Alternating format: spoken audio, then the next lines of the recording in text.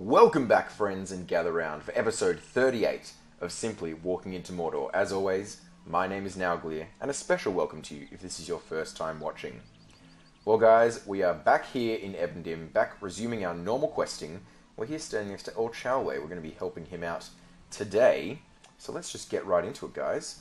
We are going to be resuming our questing, running around Evendim, doing some questing, getting up our levels, so we can do the next epic book, book 4, that is, in the Troll Shores.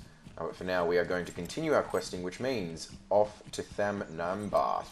Now, this is part of the Twilight Estates quest line. We've got Orchalwe's journal, and he's telling us about a bunch of different ruins that are around the mid-area, Path Duiel of Evendim, and we'll be clearing those out, getting some other quests along the way, and doing those. We're also doing our treasure hunt quest. If you remember, we have a treasure that we're looking for. We have a riddle: 2 roads pass through green fields, 4 kings watch the meeting of ways, and this would definitely be that location. 4 kings at the crossroads here, and so we're going to be digging up our treasure. Hopefully, you guys, you enjoyed the last episode, hanging out with Dwelleniath. Planning to get a lot more of that sort of content in. If you have any suggestions about which instances you'd like to see us run, or even with bigger groups, feel free to let me know. I'm sure to get those in. Here we go. So we found this stone marker. The stone marker is surrounded by signs of digging.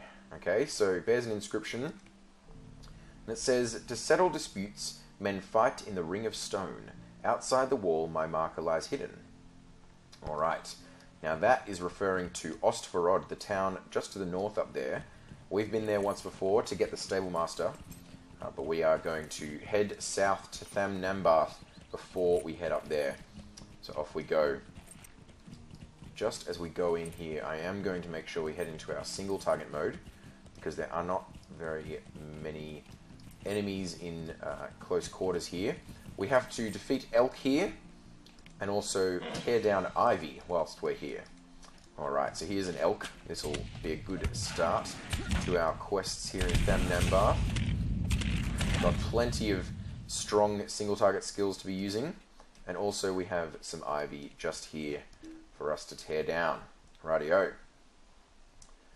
Now, a couple of episodes ago, one of the comments, Jason Hogan, I think his name is, sorry if I got that wrong, but I'm pretty sure I'm right. Jason asked a question about instances. I think it was on either the Attack at Dawn episode or the Thievery and Mischief one. And he was referring to just questions about instances in general, level scaling, that sort of thing. So I thought I'd spend some time explaining that as we go through these Twilight Estate quests here in Evendim.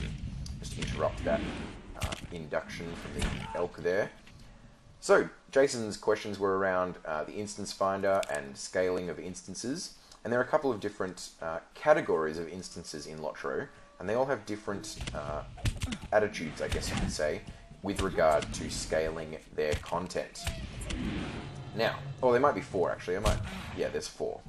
So we've got some instances which are just purely landscape. They're based off quests that you gain from the landscape of the world, whether they be epic quests or just other quests. And these instances, they are just, you do them once, you might be able to redo them in a reflection pool, but they will always be the same level. But they'll be the level that you initially got the quest at, not your level, just the level of the quest, and they will, bring you to that level. They might be group-sized or solo-sized, but nowadays, usually group-sized ones have the option to give you inspiration, which lets you be pretty much as powerful as a group. It scales your power up so that you can do it by yourself, which is kind of helpful. So those are the most simple ones, landscape instances just from epics or other quests. And we've done quite a few of them. Hopefully you remember we've been scaled up with inspiration with Radagast, the quest with him, and other things in the Lone Lands. And so those sorts of things are instances from quests that you get from landscape or the epics or that sort of thing. Now, the next sort would be skirmishes. Skirmishes are, they're fully scalable, I should say. which means that you can set them to whatever level you'd like. So if we have a quick look here in our instance finder, you can see that there's a couple of different instance categories, and these are skirmishes. So we've done all of these skirmishes here, and we can run these at any level we'd like. Now this will not change our level when we run them. This is actually just letting us change the difficulty of the instance that we'd like to do. Let's keep this in the corner here as we keep fighting these elks. So you see that we have a couple of different options to scale the difficulty to our liking. We can choose to change the size of the instance, which means that it will scale the difficulty for a different amount of group members. So you can see there at the moment it's set to size of 1. We can set that up to 2 or 3 or 6 or 12. You can set that as high as you like when you're playing with friends or yourself. But you cannot set it lower than the amount of people in your group. So let's say you've got 4 people in your group, you cannot do a skirmish at size 3. It won't let you launch the instance, which can be a bit of a problem. You don't really want to run it with 4 because obviously it's quite hard to run a 6-man with just 4, but you could get 2 more people and run it with 6. So you've got those 5 options there for size scaling. Then skirmishes have 3 options for tier scaling. This just increases the difficulty without changing the size or level scaling, which is quite helpful.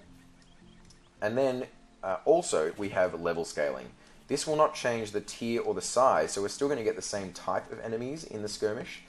So if you remember hail and sturdy and weak enemies in those skirmishes, we're still going to get the same types of those as we would in any other level, but they're just going to be leveled up. So all the enemies in a skirmish are the same level. I think lieutenants and the bosses might be 1 level higher than the level you set, I'm not sure. But yes, the level that you set just changes the level, which can be good for experience gain, but isn't that good of a way to change the difficulty. If you really want more of a challenge for yourself, I would run it at a level higher, maybe 2 levels higher max, and then you can change the tier and size to increase your difficulty otherwise. Alright, so that's skirmishes. They are the most they're the most scalable of all the instances. You can change their difficulty the most out of all different instances. They start off fairly easy, as you've seen, and they also can get quite difficult. If you go tier 3 skirmish raid at the max level, they are pretty difficult. I'm just looking for one more piece of ivy here. See if we can press Y to select the nearest object. It's on the other side of this wall, okay. See if we can get it through this side of the wall. Nope, we're going to throw them around. Okay, so that's skirmishes. I hope that makes sense. They are very scalable, but they don't change your level when you play them. That's one thing to make a note of. They don't actually change your level. The other thing to make note of, when you're playing in a group, the instance finder has a couple of rules about which level you can set skirmishes to, or instances in general to, if they're scalable at all. If you're in a group, we've just finished our quests here at Tham Nambath, sorry. We have to read Orchalwe's journal again and go to Tham Varan, and we can defeat tomb robbers there for our next quest. Alright. So we're on our way to Tham Varan, that's over here. So, if you're in a group, as I was saying, with a skirmish, and you want to set the level, let's say you have a group member of 36 and a group member of 34. It's just like we had yesterday, or I think Radostin was level 35. We were 34. Now we chose to set them at level 35, or level 36 perhaps, and that's a good mix of levels. But let's say that Radostin was actually level 45. What would happen then? Well, the skirmish finder will not, the instance finder, sorry, will not let you set an instance to lower than 10 levels below the highest level character in your group. I'm pretty sure you can open one that is high enough, that is much higher, so we can demonstrate this here just after I kill this tomb robber. If I try and set an instance to 22, there doesn't seem to be an issue. Okay, never mind. That, my bad, they're just going to be, extremely easy. Maybe it's only in a group. Maybe I won't be able to demonstrate it by ourselves here. Yes, thank you, Galadriel. I'm just going to leave this instance. Didn't actually think that was going to let us in. Perhaps it is just with a group setting. I might be wrong though. But as you can see, it is going to make an impact on how easy it is.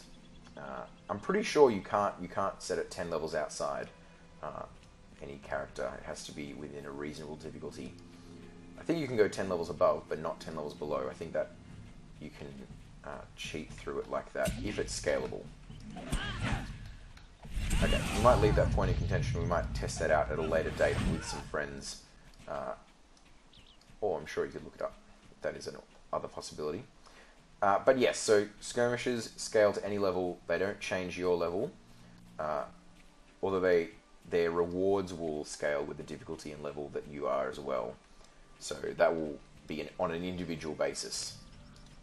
So if you see here, it says if we launch it, it says we'll get only 100%. That's 34 tier 1 solo. That's the base. We get 100% rewards. If I set it back down to 22 and launch, yeah, we'll cancel that one. We're going to get 3% of the rewards. That's really not worthwhile running it all.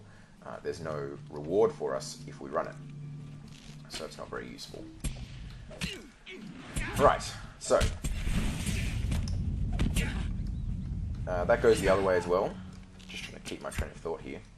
That goes the other way as well. If we set it to 44 and launch it, we'll see that it has 159% of the reward given to us. So we actually increase our rewards if we increase the level. And that's quite effective. That will also happen if we change the tier and the size. So if we go to tier 3, size 12 when we launch it, we'll get 379%. So that's a much better way to increase the rewards, is by increasing the size and difficulty than just the level. Alright, so that's skirmishes. Hopefully you understand how skirmishes scale now. Just picking up this new quest. Lords of the Land, trying to inspect crumbled seals. Hopefully you understand, yeah, how the skirmish scaling works. The next category is instances, and these are just general instances. They are classic dungeons. They're not varied in the way that skirmishes are, with the random enemies and lieutenants and things like that. They have the same groups of enemies and the same bosses every time you run them, and they are, you know, kind of story-based. Oh, there we go. We leveled up to 35. That's pretty good. Don't mind that at all. We've also completed our deed to be friends with the the Wardens of Numinas. So we are now can work towards being ally. You can see up here, we've just finished our friend standing. We're at 304 out of 25,000 towards ally. All right, we've got some LotRO points from all this. So many announcements, and I think we have indeed unlocked a new instance of some description somewhere. I'm not sure which one. Not that one, not that one. Could be one of the other Fornost ones, I'm not sure. Anyway, regardless. We, level 35. So I open and close this. I was sure it was... Yeah, Defense of the Prancing Pony, that's what I thought it was. We have a new skirmish to do, so we might do that next episode, in fact. Lots of new skirmishes to do, although I think this is the last one that we'll get for a little bit until level 40. Anyway, as I was saying, yes, so instances, they're basically just story-based. They give you better loot than skirmishes. So there's more unique loot to get from regular instances. But these fall into two categories of their own. Just looking for more crumbled seals around here. I think there's one over here. There we go, there's one. These fall into two categories of their own, and we can see that in the instance finder. So we see non-scaling instances and instances. Now, what's the difference? Non-scaling instances are set at a particular level. So Gartha Gawain is a good example. We've unlocked Gartha Gawain. We can see that Gartha Gawain is set to level 32, and we cannot change that field. We can't change what setting of level we change it, we have it, what tier or what size. It's set to a size 3, tier 1, level 32. Now this is true for all instances. You cannot change the size, you cannot change the tier for most. You can change to tier 2 for a lot, for actually quite a few instances. But if we look through all the Gartha Gawain ones, they're all tier 1, size 3, and then the Fortress is tier 6, and we can't change those facts. We must run the instance at those settings, which means you need to grab a couple of friends to run it. You cannot run it solo, or you could try. It would be difficult. And you can't run Arboretum. I can't say that word. You can't run that as a 6-man or a 12-man. You can only run it as a 3-man. And so these are the limitations on non-scaling instances. They're set to a particular level. Their rewards will be bound to that level, and they are set to a size. Some of them you can change to tier, as I said, usually to tier 2. Alright, we are still looking for this last crumbling seal. Here it is. Okay. The other option is the scaled instances. Now these are interesting. They have a minimum level, so they all have a minimum level when you unlock them, and you can start running them. But they are able to be set to any level. So if we look at the Great Barret here, for example, we've unlocked the maze. We can set this from down to, I think, 22 or 20, perhaps. Yeah, 20 is the minimum level. We can't set it to 18 and launch it. I'm pretty sure that's below. Yeah, the selected level is invalid. But we can run it at 20 because that is the lowest level we can run the maze at. And we can also run it all the way up to 115. We launch that. You can see we get quite a good reward from there. Now these ones will have rewards that scale to our level. The rewards that you get at the end from the boss chest will scale up with you to whatever level you set the instance to. This is quite helpful because you can get quite good rewards at whatever level you are, because obviously instances give you decent rewards. These will have an option to set to tier 2 if we set it to the max level, I'm pretty sure, or if we are the max level. If we're the max level, we can set it to tier 2 and do the challenge, or not specifically for Great Barrier, but for Fornost we can set to tier 2, and for these ones we can set to tier 2. We can actually see, we can even set them at this level to tier 2, and they will give us a challenge quest to give us even better rewards. And so that's the difference between instance and non-scaling instance. And again, the same as skirmishes, these will not change your level when you run them. You will be the same level that you are on landscape, and you will not change your level.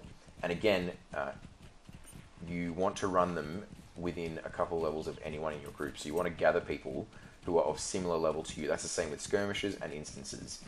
It won't work heaps well unless you want to just blast through them to have someone who's way higher than the level that you're running it at. And it won't work heaps well if you have a bunch of people who are way lower than the level you're running it at, because they will just get crushed. They won't be able to do any damage to the enemies because they will just deflect all their attacks. Alright, we've read the next page of Orchalwe's journal, and we're here in Tham Ornan, ready to defeat this Angmarim expeditionary. As we do that, we're collecting orders and defeating Angmarim here. There's one more. I've got a new deed there. A couple of deeds, actually. Markers of the Sunken City and Invaders from Angmar.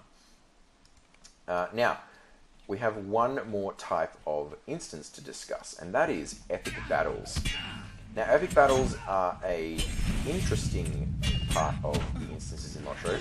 They're much less commonly run, and they have their own set of unique rewards. They are purely based around the epic story in Rohan and Gondor, specifically Minas Tirith, Helm's Deep, and Pelagia. So there's kind of episodic story that you run in these epic battles here. And these 8 are available to everyone from level 10 all the way up to 115. They're the same 8 you can run. You do have to run them in order to unlock them. But they're available to anyone from any level. And these are a bit interesting because they will not scale you. They will not leave you at your same level as you are on landscape. In fact, they will scale you up to whatever level they are run. So, actually, for all of them, they will scale you to level 100. You will be scaled to level 100, and your abilities and your items, all of their stats will scale up to level 100. Now, this might seem to lend itself to the idea that you could run it with anyone, and that is technically true. You could get a level 115 character and a level 30 character, and you could run an epic battle together. You'd both be scaled to 100. But, as it actually happens, it really doesn't work out that well. There's a couple of reasons for this, but basically, when you scale up, it's not as good as actually leveling up and getting there yourself. So if you are actually a level 100 character, you're going to be much better off in an epic battle than if you're a 35 level character being scaled into the epic battle. If that makes sense. So technically you can run these with anyone. You'll all be set to the same level, but your effectiveness in combat really will not be very good unless you are actually level 100 or above. And usually people would rather you're a level 115 when you run them, because even when you're being scaled down, you're better off being level 115 in reality than level 100. Alright, we've finished that page of the journal. We've finished off the quests here, and we're going to head just quickly to Ostvarod to do our next riddle quest, the treasure hunting quest. So as we ride, we'll finish off explaining these epic battles. Now these are really good to run. They have really nice rewards, usually a bit outdated now. They were really effective from level 95 through 105. And yeah, so they're quite fun. Some of them are quite fun. Pelargir is the most run by far. It's still run pretty often. And the others are, they're okay. They're mostly defensive though, so people don't like them as much. Pelargir is an offensive epic battle.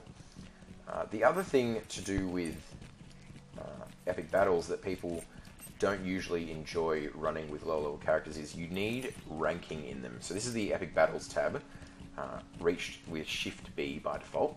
And you see here we have a whole other trait system that you can put points into, and we have 4 points available by default. But down here are passive rewards, passive bonuses, sorry, that are just like the passive traits in our trait system.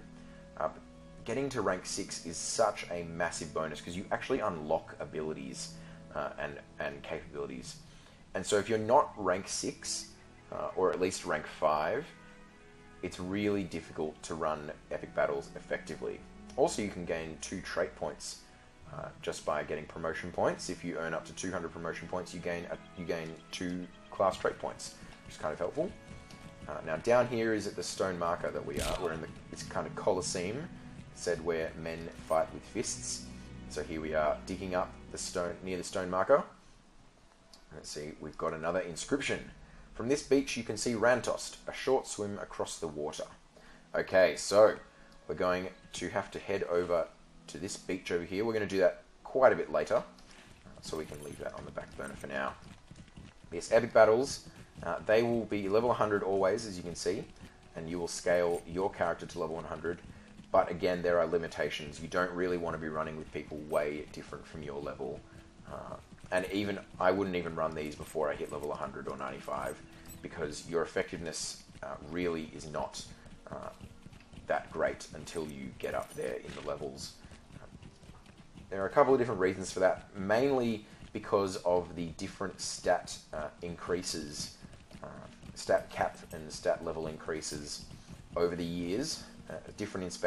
As different expansion packs are released, the devs really did want to make sure that people with endgame gear from the last expansion weren't able to be viable endgame players at the next expansion, and so usually they would increase the stats on the items drastically in between expansions. Now, I like that idea. We're just going to change to AoE, and we've actually got another trait point we can spend. What are we going to spend it on? That is a good point. We're going to get Great Cleave? Maybe not. Maybe not just yet. We won't get Great Cleave just yet. What should we get? That is a good question. I think we'll get extra Raging Blade damage, because that is our best skill. 20% extra damage is fantastic on that. Alright. Just in our AoE mode, so we can take on these goblins at the same time. Alright, yes, so the stats were increased in between expansions, and that meant that someone who has gear of our caliber, as you can see, like 18 might and gloves, that's pretty good for our level actually. Like we won't find many quest rewards that have better gear than that. But the difference between gear at level 64 and gear at level 65, for example, is remarkable. it's actually quite a large increase that doesn't really make much sense in terms of just one level jump. But nevertheless, it is there, and so that's mainly why the scaling system for epic battles doesn't work as effectively, because yeah, they're always set to level 100, which means they're always the same exact difficulty. The enemies are going to be the same strength regardless of your initial level, and so your effectiveness will be reduced because we don't have the same stats as people at level 95 plus. I hope that makes sense. If it doesn't, feel free to leave questions or comments down in the comment section below. But yeah, that is basically the instance systems in LotRO. There are 4 different types as we went through, and most of them will be run at a particular level, and you will run them at your level, with the exception of epic battles, which are all level 100, and you will be scaled to level 100 as well. So hopefully that all makes sense. It's a complicated system, but hopefully as we use it more and more, we will get more and more familiar with it. It is really actually quite a useful system, letting you customize your instances as much as you can. And so yeah, I enjoy it, but it is a bit complicated to get your head around the first time. Right, we're in our last camp, actually, our last ruins from Orchalwe's journal. And so we're just clearing out these goblins here and putting out these campfires. Sorry if I haven't been speaking as much about the quests in this episode. I did want to get through all that instance material. And yeah, we are a decent way into the episode, almost finished in fact. But it looks like we will finish just in time, finishing this last camp, which I'm pretty impressed with. Also collecting ornamental blades. And I wonder if you noticed, just before there was a treasure cache just behind that idol over there. I can't see it quite right now. We'll just finish off these guys and we'll go have a look at it. Using our horn and our new improved rating blade, giving us lots of damage. Getting these Graham's Foot Harriers and Gouges down. Interesting, Graham's Foot, they're named Graham's Foot. That is a mountain in between Angmar and Rivendell. That's actually the home of the enemy in PvP in this game, in the Eden Moors. Anyway, just a little tidbit of information. Here is a treasure cache. This is a system that was introduced at level 95, I think the update was, when West Gondor was released.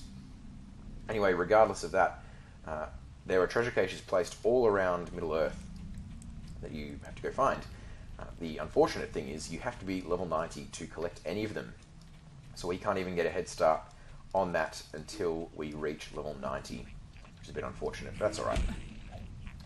We can just make a mental note that is there, and when we reach level 90 we can come back and pick that up. Oh well. Alright, we are almost finished here. We have a couple more fires to extinguish. I hope I haven't missed any. This guy's running away. Got to keep using challenge and fight on and all those skills. Get our deeds up. Let's have a check how we're doing with them. In fact, yeah, challenge, not very good. We're 1/8 of the way, which is, you know, better than nothing. Alright, this is going to be a difficult fight, actually. Andy Eden, who is a signature, along with 2 other enemies. Andy Eden, will actually be fighting him in a couple of quest bubbles time. He's a bounty that we have to collect. But, yeah, we don't have that quest just yet, but he's here, so he's in our way for one of those ornamental blades. We've got to bring him down. Alright, finishing him off. Merciful strike, there we go. Got him, okay. Well, that's on the wrong side of the cage.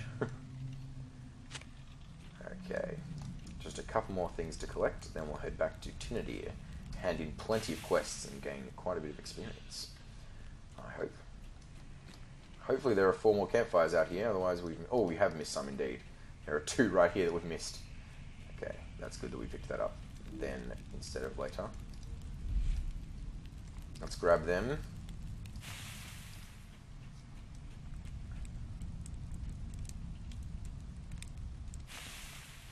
Alright. 2 more, and I think, yeah, we've got all the ornamental blades that we need. So just these campfires that we need now. Let's bust through these guys. Get to this campfire as quickly as possible. Raging Blade to begin the fight, and then we can follow up with a horn. Here we go. Stun them all. Start doing some damage to them all. Blade Storm. Bring them down. Start bringing them down in their numbers. Try to run away. No, thank you. Raging Blade will cut you down. Alright. Almost finished here, guys. And almost finished for the episode. This will be it, I guess. At the end of this quest. We'll just return to Tinidia, hand all these in. I guess that'll be all for today. That flew by for me. Just talking about skirmishes and instances all the time. And speaking of that, that will be what we are doing next episode. We're going to run our new skirmish, Defense of the Prancing Pony. Yeah, so make sure you come back tomorrow for that. We did unlock it at level 35, and so we will run it indeed, just to show you guys how it is and what goes on in Defense of the Prancing Pony. Alright, just returning to Tinidia now, using our map to return home. And here we are, ready to hand in a bunch of quests. And where are the quests to hand in? Looks like they're all over here. I thought you had quests to hand in. Oh well. Okay. Gurubnir has a quest to hand in, gives us some silver Anorian coins. Very handy. Very handy indeed. 3 quests to hand in over here. The dull blades, ornamental daggers, vases, and also threads that we collected in all these different ruins. And then Orchalwe has a quest for us to finish, and we can get our boots. The champion style boots, and I'm pretty sure these are the ones, Boots of the Northern Star. Yeah, in fact it is class champions. There we go. They're not nearly as good as our boots, and doesn't look like they will be. Maybe let's collect the whole set and see if it's a good cosmetic. He's given us our next vector quest to go to Toragathir over in Path of Duial, which is right over here. He's almost back to the North Downs, so we did see him on the way in here, and so we will get to that quest in 2 episodes' time. We also pick up this Refuge of the Elves. We'll be heading to Rivendell soon. We won't be taking that quest. Oh, actually, yes, we will. We will be heading up there at some point into Angmar. Might as well get those quests. Alright, so we've got our new quests to do next episode. But guys, for now, that is going to be all. I hope you did enjoy this episode. Thanks heaps for watching. If you did enjoy the episode, make sure you leave it a like. If you're new to the channel, hit that subscribe button. We're up to 40 subscribers now, which is crazy. In less than 40 episodes. I'm so thankful for that, and yeah, just astounded. Yeah, it's crazy how many subscribers we have got now. So thanks to all of you who have subscribed. If you're new, hit that subscribe button if you haven't already. And yeah, guys, if you have any suggestions, instances that you'd like to see, or anything at all like that, make sure you leave it down in the comments. Maybe you have a question like Jason did today, and I'll be sure to answer it. Spend an episode on it if it's long enough for that, and his question was. So hopefully I answered your question, Jason. If you have another one, or if you have any follow-up, make sure you hit it up down in the comments, and I'll get to them as soon as possible. But guys, that's going to be all for today. Thank you so much for watching. As always, it's been a pleasure playing with you, and I will see you tomorrow.